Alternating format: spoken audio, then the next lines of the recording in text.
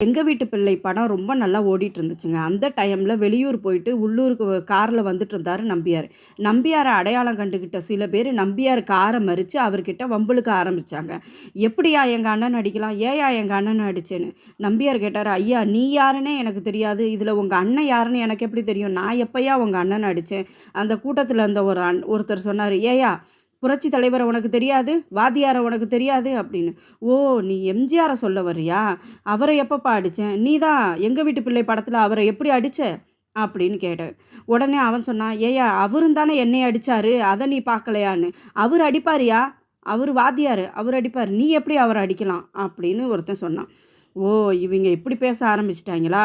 இவிங்க கிட்டேருந்து தப்பிக்க முடியாதே அப்படின்னு யோசிச்சுக்கிட்டே, "ஐயா அவர அடிக்கதாய்யா காசு குடுத்தாங்க. அதனால தான்யா அடிச்சேன்னு" சொன்னாரு. அவரு அடிப்பாரு. அவரு காசு குடுத்தா நீ உடனே திருப்பி அடிப்பியா? அப்பல்லாம் நீ அடிக்கக்கூடாது அப்படின்னு சொன்னாய்ங்க. இவிங்க கிட்டேருந்து தப்பிக்க ஒரே வழி என்னன்னா, "எம்ஜிஆர் வாழ்க! இனிமே நான் அவர அடிக்க மாட்டேன். எந்த சண்டையிலயும் அவர்ட்ட நான் தோத்து தான் போவேன்." அப்படின்னு சொல்லிட்டு திரும்பி வந்துட்டாரு. இந்த நிகழ்ச்சி நடந்ததுக்கப்புறம் 2 நாள் கழிச்சு எம்ஜிஆர வந்து நம்பியார் சந்திச்சு சொன்னாரு, "அப்பா இனிமே சண்டை காட்சியெல்லாம் வந்தா நீ அடி, நான் அடி வாங்குறேன்." அப்படின்னு சொன்னாரு. இத கேட்ட எம்ஜிஆர், "ஏப்பா திடீர்னு இப்படி சொல்ற? சண்டைன்னா நீயும் அடிக்கணும், நானும் அடிக்கணும். அப்படி தானப்பா சண்டை நல்லாருக்கும். நானே ஜெயிச்சுட்டு இருந்தா சண்டை நல்லா இருக்காதுல்ல." அப்படின்னு சொன்னாரு. "அப்பா உன்னைய அடிச்சுட்டு நான் வெளியில போயிட்டு உசுரோட ஊடு வந்து சேர வேண்டாமா?" அப்படின்னு சொன்னாரு. அப்புறம் தான் நடந்த நிகழ்ச்சியெல்லாம் சொன்னாரு. எம்ஜிஆர் குலுங்கி குலுங்கி சிரிச்சாரு. ரசிகர்கள் தம் மேல வச்சிருக்கிற அன்ப நெனச்சு நெனச்சு அப்படியே பூரிச்சு போயிட்டாரு. இந்த நிகழ்ச்சிய நம்பியாரு மன நெகிழ்வோடு சொல்லியிருக்காரு.